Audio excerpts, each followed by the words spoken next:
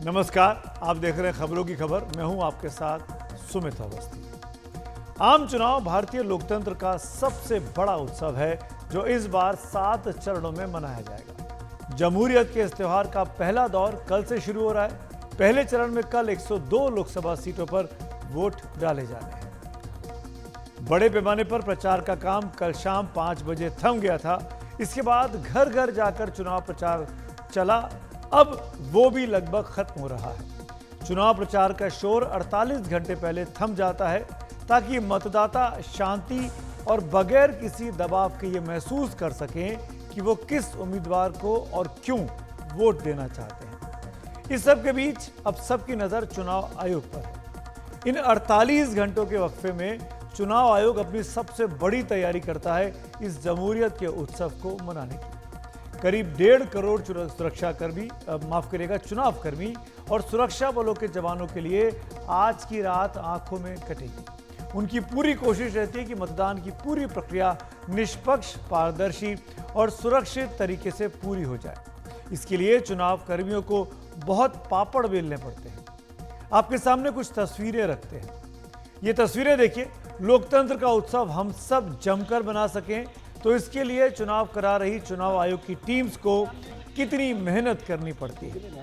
हर मतदाता अपना वोट डाल सके, इसके लिए चुनाव कर्मियों को ऐसी दूरदराज और दुर्गम जगहों तक जाना पड़ता है जहां आमतौर पर जाना आसान नहीं होता। ये तस्वीरें अरुणाचल के सीमांत सियांग इलाके की हैं, जहां दुर्गम क्षेत्रों में मौजूद गांवों तक पहुंचने के लिए चुनाव कर्मचारियों को इस तरीके से जाना पड़ा है। पैदल कच्चे पहाड़ों पर चलते हुए ऊपर की तरफ मुश्किलों से जूझते हुए। जहां रास्ते बने ही ना हो वहां जाना कितना मुश्किल होता है, इन तस्वीरों को देखकर समझा जा सकता है।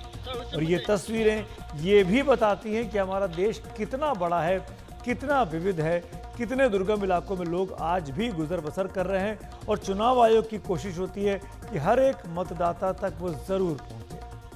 उनका वोट भी उतना ही अहम है जितना देश की राजधानी दिल्ली में बैठे किसी भी मतदाता का। आपको बता दें कि अरुणाचल प्रदेश की दोनों लोकसभा सीटों पर कल एक ही दिन में मतदान होगा।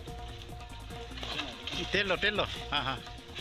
हमें पता चला कि मौसम क्योंकि आने वाले दिनों में भी खराब होने वाला है, तो जो कल पार्टी निकलने वाली थी उनको हमने थोड़ा एडवांस में भेजा है और हमने स्ट्रॉन्ग रूम और उन पर्टिकुलर जो फॉरवर्ड पोस्ट पर जो हमारे सर्कल ऑफिसर और जो भी हमारे गवर्नमेंट इंस्टीट्यूट है वहाँ पर हमने रखे हैं ताकि उनको एक ही दिन में बहुत ज़्यादा मूवमेंट ना करना पड़े।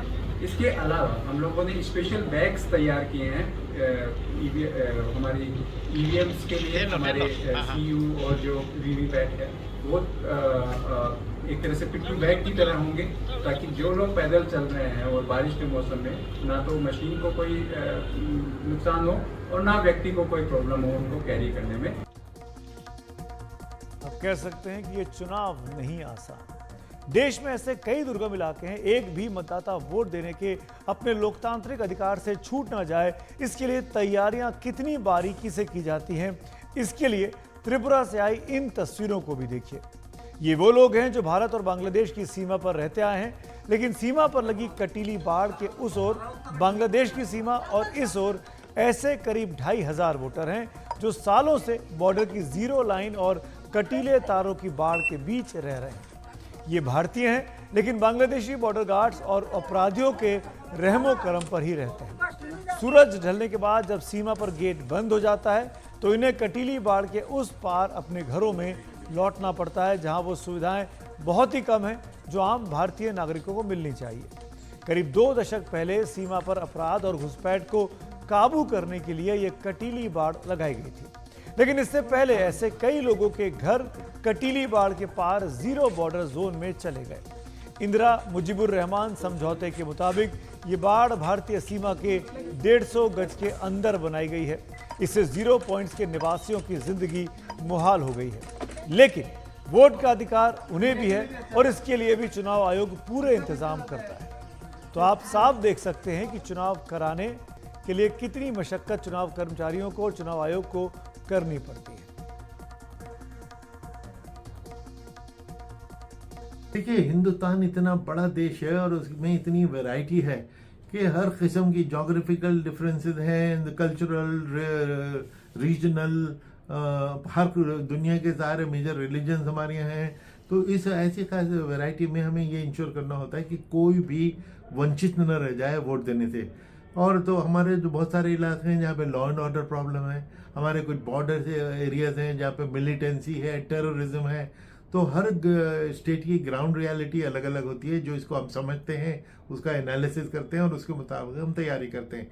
यही वजह है कि कुछ स्टेट में हम 5-5, 7-7 फेज में इलेक्शन करते हैं, और कुछ स्टेट हैं जहाँ एक ही फेज में हम करते हैं, क्योंकि ग्राउंड रियलिटी हर जगह की डिफरेंट है। तो जैसे बॉर्डर स्टेट्स हैं, मणिपुर, नागालैंड, कश्मीर, इधर माओवादी एरिया, छत्तीसगढ़, झारखंड, इन एरियाज में हमें स्पेशल लॉ एंड ऑर्डर के पॉइंट ऑफ व्यू से अटेंशन देनी होती है। कल लोकसभा चुनाव के पहले चरण में कुल 543 सीटों में से 102 सीटों के लिए वोट डाले जाएंगे। इन 7 चरणों के मतदान का ये सबसे बड़ा फेज है। ये 102 सीटें 21 राज्यों और केंद्र शासित प्रदेशों में फैली हुई हैं। भारत के नक्शे में आप उन इलाकों को देख सकते हैं जहां पर कल सुबह मतदान होना है।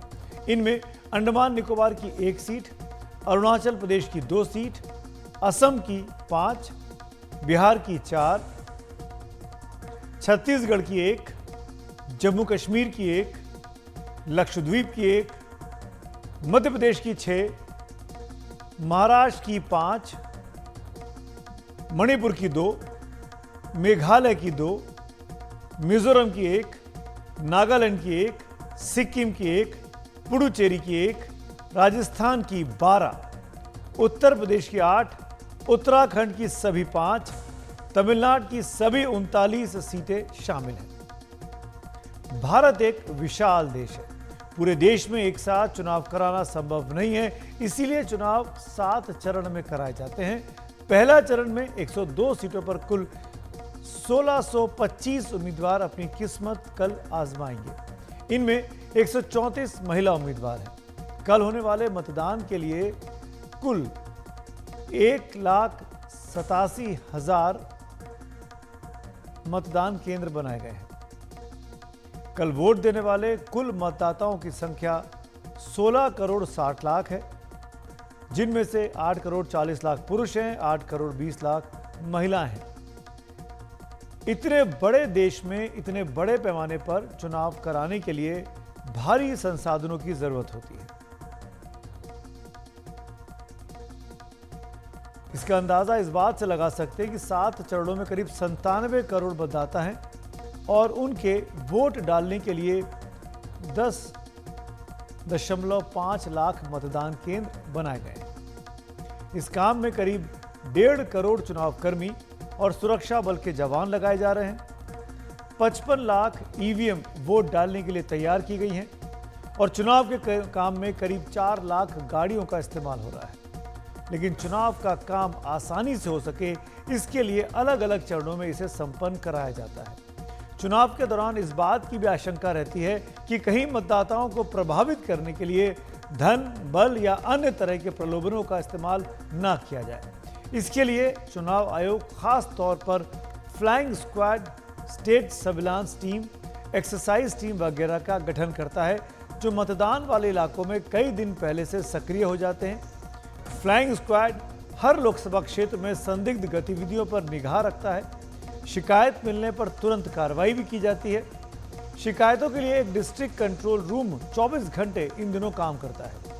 फ्लाइंग स्क्वाड गैर कानूनी तरीके से ले जाए जा रहे कैश, उसके दस्तावेजी सबूतों, शराब वगैरह को जब्त करता है, जो मतदाताओं को प्रलोभन देने के लिए इस्तेमाल किए जा सकते हैं।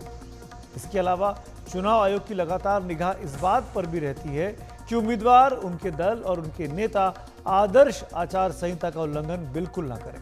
उल्लंघन की शिकायतों की जांच तुरंत की जाती है और दोषी पाए जाने पर आयोग कार्रवाई भी करता है।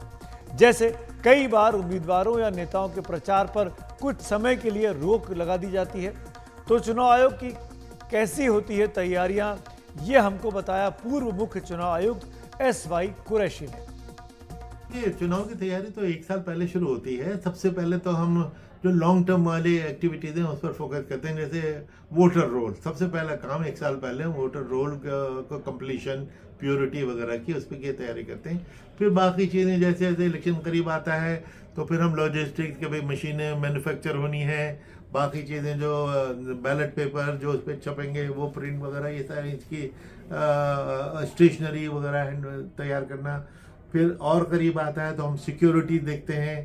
तो ये तैयारी फर्स्ट ये 12 महीने से शुरू होके आखिरी 2-3 महीने में पूरी इंटेंसिटी पे काम शुरू होता है।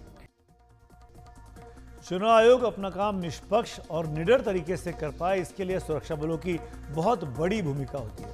राज्य पुलिस बलों के अलावा सीआरपीएफ, आईटीबीपी, बीएसएफ जैसे केंद्रीय अर्धसैनिक बलों को भी चुनाव के काम में लगाया जाता है। मतदान के दिन और उससे पहले चुनाव आयोग की पार्टियों के साथ सुरक्षा बल लगातार तैनात रहते हैं। उनका काम ईवीएम और चुनाव कर्मियों को सुरक्षित रखना होता है और किसी भी तरह की धमकी या दबाव से उन्हें सुरक्षा देना होता है। कई ऐसी सीटें होती हैं जो संवेदनशील या अति संवेदनशील कहलाती हैं, जहां मुकाबला काफी करीबी होता है और उम्मीदवारों के समर्थकों के बीच झड़प होने की संभावना भी इन सीटों पर ज्यादा बताई जाती है। बीएसएफ के महानिदेशक नितिन अग्रवाल ने एनडीटीवी को बताया कि सुरक्षा बलों का काम कितना चुनौती भरा इस चुनाव के मौसम में होता है। चुनावों को लेकर क्या चुनौती, किस तरह के अरेंजमेंट्स हैं? चुनावों के तो पुख्ता अरेंजमेंट से इलेक्शन कमीशन देख रहा है, वो हम तो जो फोर्स हमसे मांगी जाती है हम देते हैं। जहां हमको डिप्लॉय किया जाता है हम चले जाते हैं और उस एरिया को डोमिनेट करते हैं ताकि लोग बेखौफ होकर अपना वोट डालें और अपने मूवमेंट में कोई रिस्ट्रिक्शन या डर ना महसूस करें। कोई एरियाज जहाँ पे रेड फ्लैग्स हों, जो यहाँ पर पोलिंग होनी है फर्स्ट फेज में, सेकंड फेज में? वो ज़्यादातर साउथ बस्तर में ही ऐसा है, बाकी तो अब एरिया काफ़ी हद तक जो है काबू में है। साउथ बस्तर में भी बहुत है, जैसा आपने बताया पुवर्टी में चले गए, which was the last Bastian, और अभी बस ये, और माड़ में तो ज़्यादातर विलेजेस हैं नहीं, ज़्यादा बहुत कम लोग रहते हैं, लेकिन उसमें भी अब हम लोग जा रहे हैं। ये ऑपरेशन एकदम माड़ के कॉर्नर एज पे ही हुआ था, जो हैपाटोला की आप बात करें, और आईटीबीपी भी पहले रह चुकी है इसमें नारायणपुर में, और सीआरपी भी अब ऊपर की तरफ आ रही है। तो हमको लगता है कि ये एरिया अब काफ़ी महफूज है वोटर्स के लिए, वो लोग आराम से जा सकते हैं और अपना वोट डाल सकते हैं। आम चुनाव के दौरान सुरक्षा बलों की बहुत बड़ी भूमिका होती है। बीएसएफ की इस दौरान क्या भूमिका रहती है? मतदान के दौरान हिंसा की आशंका वाले इलाकों जैसे नक्सल प्रभावित इलाकों में पूरी तरह सुरक्षित चुनाव करवाने का काम तो बहुत ही मुश्किल होती है, जिसे कामयाबी के साथ हमेशा अंजाम दिया जाता है। जैसे मंगलवार को ही छत्तीसगढ़ के कांकेर जिले में एक बहुत बड़ी मुठभेड़ हुई, जिसमें 29 नक्सली मारे गए थे। इस इलाके में घने जंगल हैं, अबूझमाड़ जैसा इलाका है, जहां आम समय में सुरक्षा बलों के लिए पहुंच पाना आसान नहीं होता। वहां भी चुनाव कराए जाते हैं और इस काम में सुरक्षा बलों की भूमिका बहुत बड़ी हो जाती है। कल पहले ही दौर में नक्सल प्रभावित बस्तर के इलाके में चुनाव होना है। ऐसे इलाकों में सुरक्षित चुनाव करवाना कितनी बड़ी चुनौती है, हमने बीएसएफ के महानिदेशक नितिन अग्रवाल से ये सवाल भी पूछा। सर, हमने अक्सर देखा है कि जब इस तरह के अटैक्स होते हैं, माओवादी जो हैं वो अपनी बॉडीज़ को रिट्रीव कर लेते हैं, लेकिन इस बार नहीं हुआ। काफ़ी बॉडीज़ जो हैं वो रिकवर भी हो गई। इसके पीछे क्या कारण आप बताएंगे? नॉर्मली जब कैजुअलिटी 1 या 2 होती हैं, 3 होती हैं, तो वो शायद ले जाते हैं, और उस पर भी डिपेंड करता है कि उनका कितना नंबर्स हैं टोटल। तो जो सुनने में आ रहा है शायद 50 के करीब थे वो, और जब इस कदर हुई तो वो लोग अपनी जान बचा के भागे हैं, उनको मौका नहीं मिला बॉडीज़ लाने का। हम लोग तो इसलिए ले आते हैं, कभी वो नहीं ले जा पाते। बट आप सही कह रही हैं कि उनकी कोशिश ये होती है अपना ना तो हथियार, ना इंजर्ड साथी और ना मरा हुआ साथी कभी भी छोड़ के जाते हैं। चर्चा ये हो रही है कि पहले जैसे जो इन्फॉर्मेशन आती थी लेकिन छोटे छोटे इनकाउंटर्स होते थे, लेकिन अभी हमने हाल फिलहाल में देखा बहुत सटीक इन्फॉर्मेशन आ रही है, और जो इनकाउंटर्स हो रहे हैं वो भी बिल्कुल पिन पॉइंटेड प्रिसिशन से हो रहे हैं। तो किस तरह का इंटेलिजेंस या ग्राउंड वर्क हो रहा है फोर्सेस में? जो मैं देख रहा हूँ कि अभी जो है जो समन्वय, जो कोऑर्डिनेशन है लोकल पुलिस और पैरामिलिट्री फोर्सेस के साथ, वो बहुत एक अच्छी क्वालिटी का है। बहुत प्रोफेशनल हमारा इंटीग्रेशन है, हम पहले कोई थोड़ा सा मिसट्रस्ट कई बार होता है कि दूसरी फोर्स के लोग कैसे रहेंगे हमारे साथ, जेल कर पाएंगे नहीं कर पाएंगे, क्योंकि ये जो ऑपरेशंस होते हैं ये लाइफ एंड डेथ ऑपरेशंस होते हैं। तो इसमें जिसको भी साथ आप लेके जा रहे हैं तो एक कंप्लीट ट्रस्ट और कॉन्फिडेंस होना चाहिए कि हमारे साथ ये ऑपरेट कर पाएंगे, क्योंकि जो लोकल जो डीआरजी के लड़के हैं उनकी सिखलाई थोड़ी अलग होती है, हमारे जवानों की सिखलाई थोड़ी अलग होती है, लेकिन फील्ड में रह के हम लोग दोनों ही अपने पैंतरे बदलते हैं, उस हिसाब से हम ढालते हैं। भारत में लोकसभा, विधानसभा और स्थानीय निकायों के चुनाव अब पूरी तरीके से ईवीएम से ही होते हैं। भारत दुनिया में अकेला ऐसा देश है जहां इतने बड़े पैमाने पर चुनाव सिर्फ इलेक्ट्रॉनिक वोटिंग मशीन से कराए जाते हैं। लेकिन ईवीएम को लेकर भी सवाल कम नहीं उठते। अक्सर ये सवाल उठा दिया जाता है कि ईवीएम के साथ छेड़छाड़ की जा सकती है। हालांकि चुनाव आयोग हमेशा इस आशंका को खारिज करता रहा है। इस सिलसिले में सुप्रीम कोर्ट में चल रही सुनवाई में भी चुनाव आयोग ये बात कह चुका है। ऐसे में ईवीएम की सुरक्षा बहुत अहम हो जाती है। इस बार के आम चुनावों में करीब 55 लाख ईवीएम का इस्तेमाल किया जा रहा है और मतदान से पहले और बाद में उनकी सुरक्षा एक बड़ा सवाल होती है। ईवीएम से वोट डलवाने के लिए चुनाव कर्मियों को खास प्रशिक्षण भी दिया जाता है। तो मतदान के दौरान और उसके बाद ईवीएम की सुरक्षा के इंतजाम क्या होते हैं, इस पर हमें जानकारी दी पूर्व मुख्य चुनाव आयुक्त एस.वाई. कुरैशी ने। देखिए, बिल्कुल फूल प्रूफ इंतजाम होते हैं। जैसे ही पोल खत्म होता है पोलिंग स्टेशन से, उसी में पॉलिटिकल पार्टी के जो एजेंट्स मौजूद होते हैं उनके सामने उस मशीन को सील किया जाता है और उसके ऊपर उनके सिग्नेचर, उस सील के ऊपर जो लोग मौजूद हैं उनके सिग्नेचर्स लिए जाते हैं। फिर ये मशीनें जाती हैं स्ट्रांग रूम में भेजी जाती हैं और हम पॉलिटिकल पार्टी एजेंट को कहते हैं कि इन मशीनों के, इन गाड़ियों के पीछे पीछे जाओ और जहाँ पे जाके स्टोर की जाएंगी उसके बाहर जाके पहरा दो, बल्कि 2-2 महीने तक वहाँ लोग रहते हैं, सोते हैं। और स्ट्रांग रूम के अंदर, स्ट्रांग रूम के बाहर हमारे सीसीटीवी कैमराज हैं, हमारे वीडियो कैमराज हैं और 3 टीयर सिक्योरिटी है। इनर मोस्ट कॉर्डन में पैरामिलिट्री फोर्स होती है, बीच के कॉर्डन में स्टेट आर्म पुलिस होती है और आउटर उसमें जो नॉर्मल डिस्ट्रिक्ट की पुलिस होती है। तो इतनी उसकी सिक्योरिटी और सेफ्टी है और आप देख रहे हैं 20-25 साल से ये प्रैक्टिस चल रही है और कभी कोई शिकायत नहीं पैदा हुई।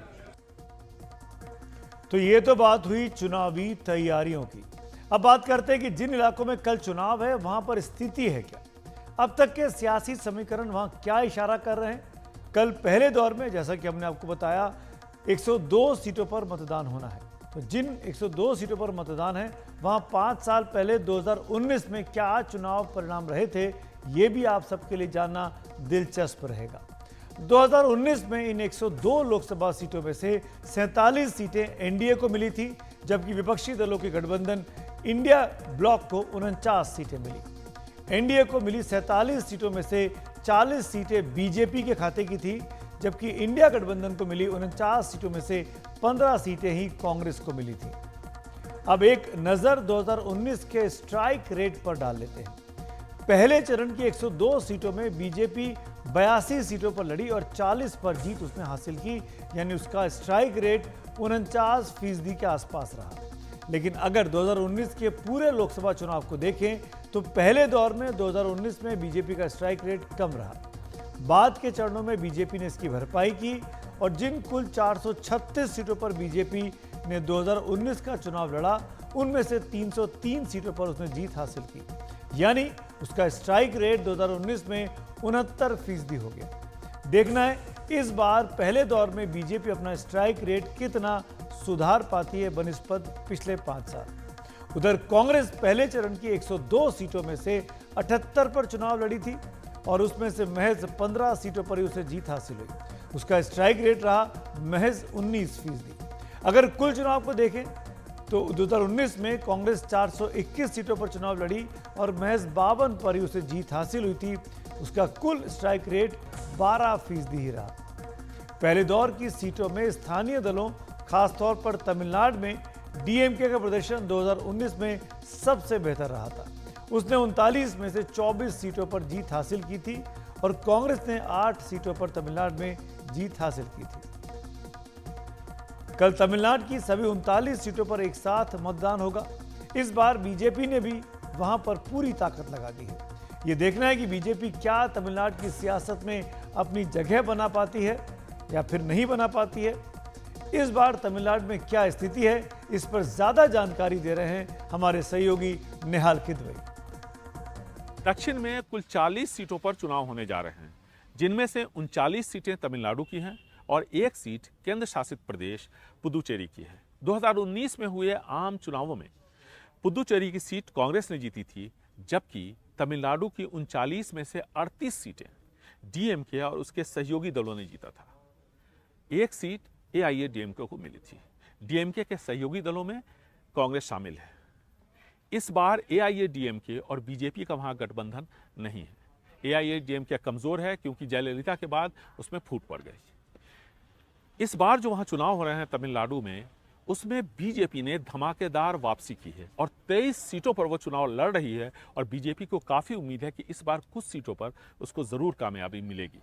प्रधानमंत्री नरेंद्र मोदी ने दक्षिण में सबसे ज्यादा समय भी तमिलनाडु में बिताया और उन्होंने प्रदेश बीजेपी अध्यक्ष अन्नामलाई की पीठ थपथपाई। अन्नामलाई कर्नाटका काडर के आईपीएस ऑफिसर रह चुके हैं। उन्होंने अपने पद से इस्तीफा दिया, बीजेपी में शामिल हो गए। बाद में उनको तमिलनाडु का बीजेपी का प्रदेश अध्यक्ष बनाया गया।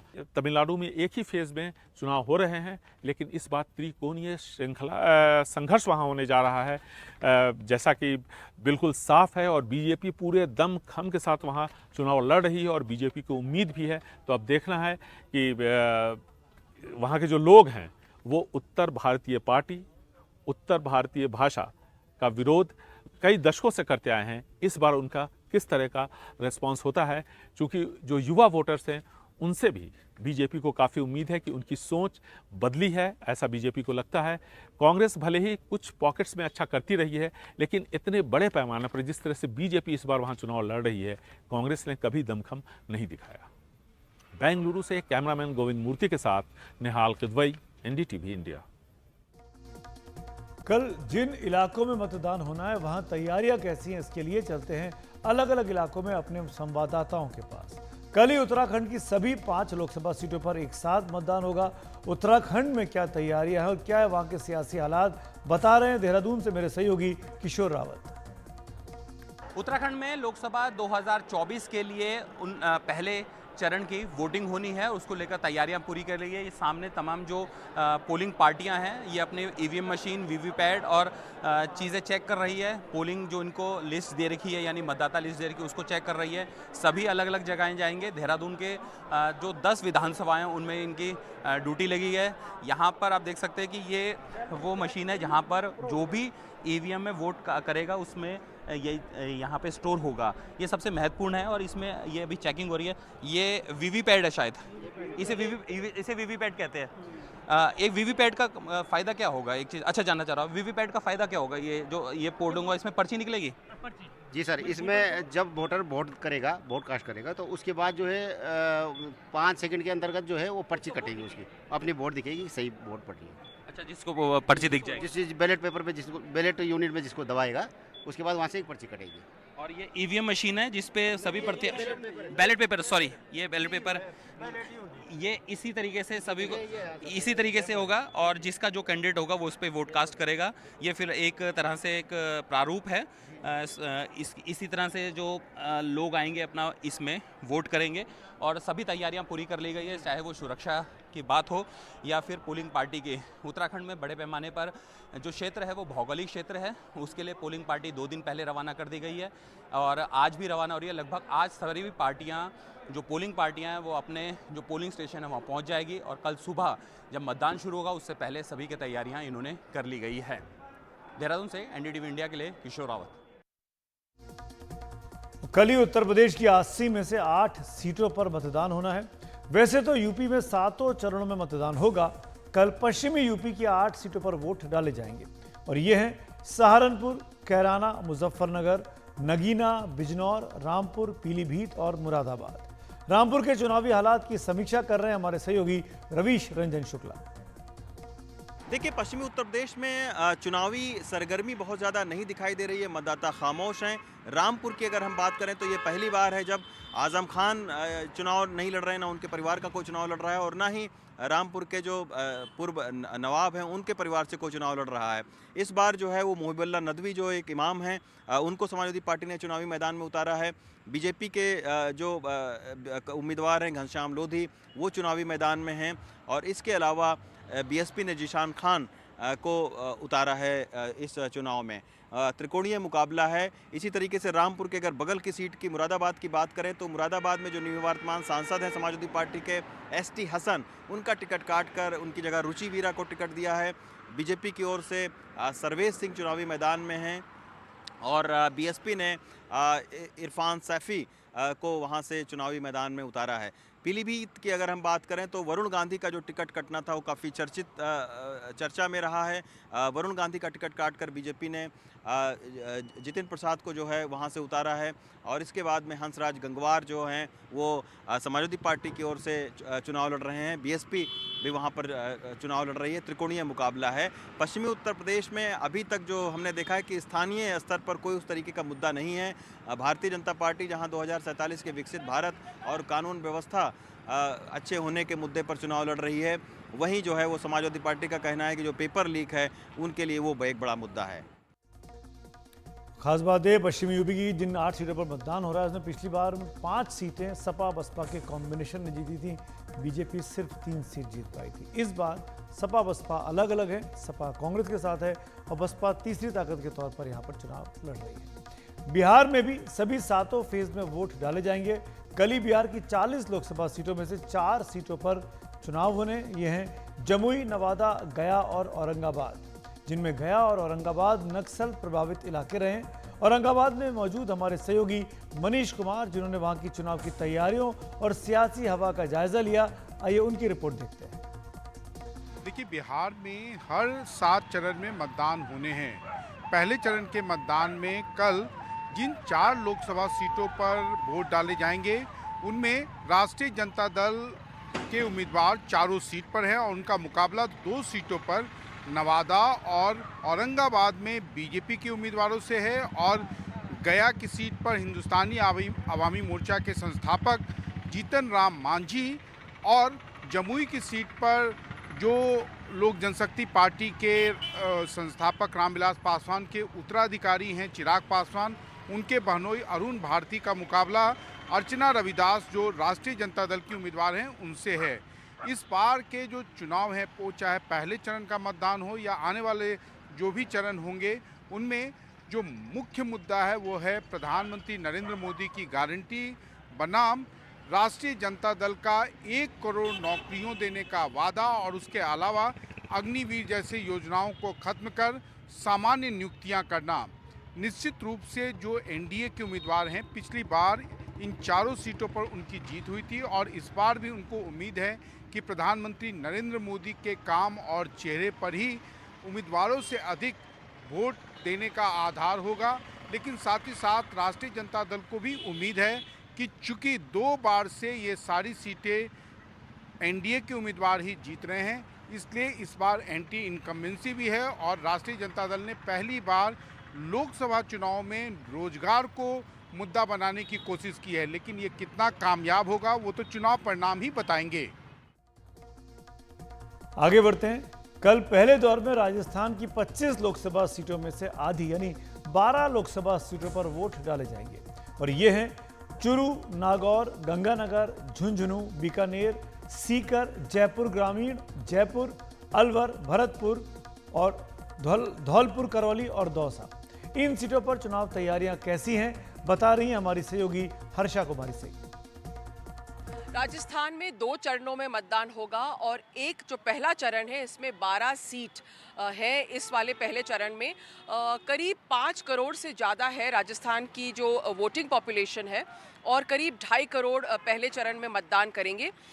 इसमें जो बड़ी हॉट सीट्स हैं वो है बीकानेर, नागौर, चूरू और दौसा। एक तरह से इन पर काफ़ी ध्यान केंद्रित है।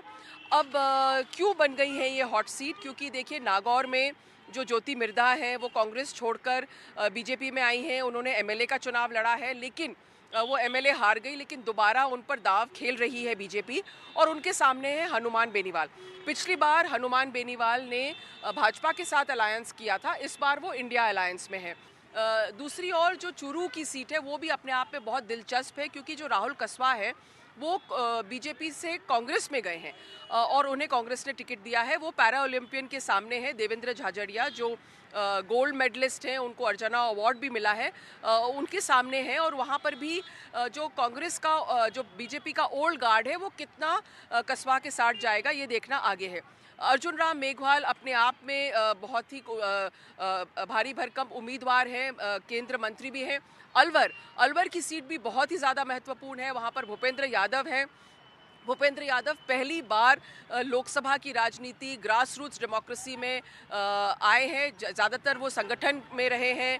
और साथ ही जो दौसा की सीट है वहाँ पर भी अच्छा एक फाइट है। सीकर की जो सीट है वो भी इम्पोर्टेंट है, सुमेधानंद जी है वहाँ से और बता रहे हैं कि अगर दोबारा जीत के आते हैं तो कहीं ना कहीं उनको केंद्र में कोई अच्छा पद मिल सकता है। बीजेपी पिछले 2 चुनावों से लोकसभा में जीतती आई है, 25 की 25 सीटें जीतती आई है। पिछली बार 24 जीती थी, लेकिन एक जो आरएलपी के साथ उनका गठबंधन था तो उसे हम आरएलपी की ही सीट मानेंगे।